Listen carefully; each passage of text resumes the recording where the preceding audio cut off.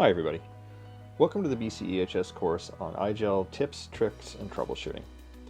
Over the next several minutes, I'm going to take you through some of the most common questions, pitfalls, and solutions when using the iGel for airway management. When iGels were first introduced into paramedic practice here in BCEHS, our initial training focused heavily on insertion technique, sizing, and function when things were working well.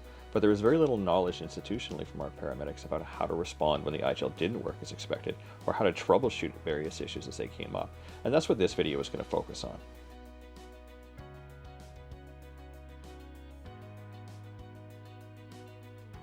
The first difference that most people noticed when the iGels actually showed up on car was they came in something called a resus pack, which is different from the stripped iGel with a separate Thomas tube holder that we were all trained on.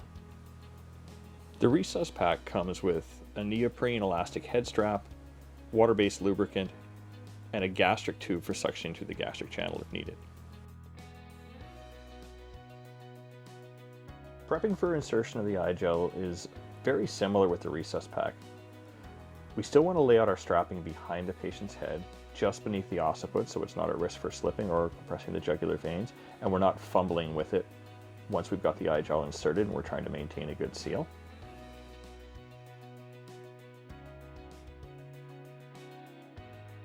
One of the tips that's come out after multiple uses of the iGel and some difficulty with insertion is the importance of lubricating the spine more than anything else on the iGel.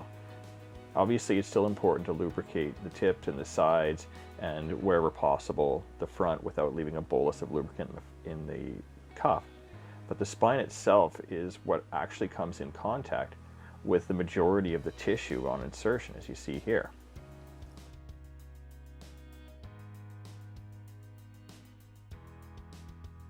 Another common pitfall is forgetting to pre-suction the patient before insertion. Any gastric secretions or saliva present in the back of the throat before insertion are going to cause issues with iGel seating afterwards. Head position has been shown to be really important when it comes to proper function of the iGel. Too much flexion or too much extension will cause failure of the iGel to seat. Sniffing position is the preferred position for insertion, but it's really important to remember to bring the head up into neutral before placing them into sniffing, and that might require padding out of the head in some people's cases. A big change of practice right now with the current pandemic that we'd like all paramedics to be aware of is the need to place the bacterial viral filter on the end of the iGel before inserting it into the patient. If there's any coughing, gagging, inadvertent CPR compressions after insertion without the filter, it can aerosolize material directly at the provider, and that's really unsafe. Securing the iGel with the included head strap is quite simple. There are hooks on the end of the iGel and corresponding loops on either side of the elastic strap.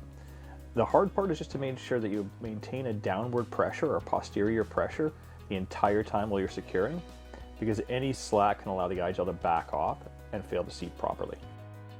It's important to confirm proper iGel placement both immediately after insertion and on an ongoing basis throughout the call. This is done by watching for chest rise, auscultating over the epigastrum, auscultating the upper lung fields, and by watching for changes in the oxygen saturation. It's also important to continuously monitor the compliance of the bag during ventilations. Regardless of the device you use to secure the iGel, it's important that posterior pressure be maintained at all times, or else a risk of losing the seal will occur. The Thomas tube holder is a controversial device when it comes to securing the iGel. It can work, but it's a little bit more difficult to be done right.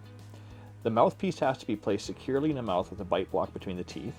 The head straps need to be secured snugly, not occluding the jugular veins, before attempting to secure the iGel. It's also quite important that with a little bit of lubricant, the iGel can easily back off, so downward pressure has to be applied and then maintained.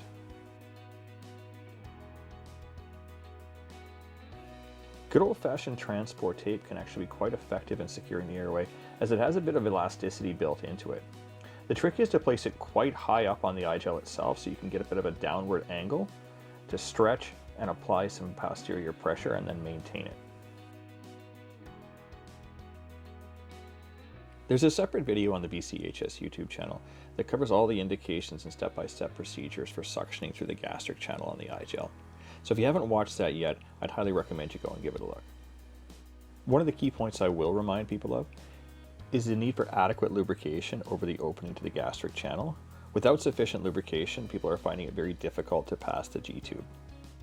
If you have difficulty passing the G-tube, or if it becomes stuck partway down, try backing it out, adding a bit more lubricant over the opening, and try reinserting from there.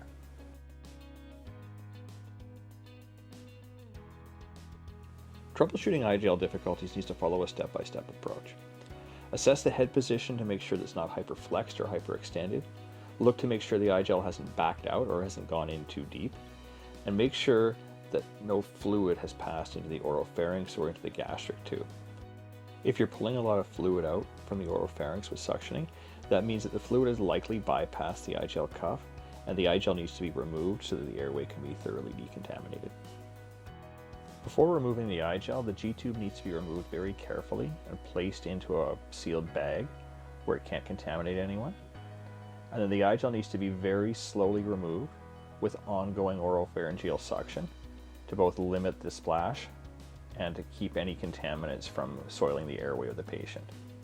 Once the iGel is out, it needs to go into a package. If it's going to be reinserted, it can be kept handy, otherwise it can be disposed of. The airway should likely be thoroughly decontaminated. And then you're going to move to a 2-person BVM with a filter in place and a very good seal.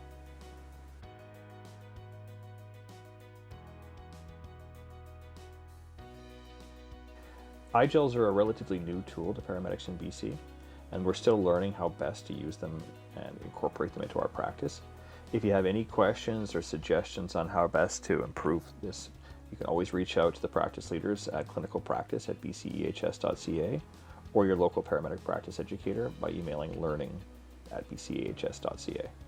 Thanks very much.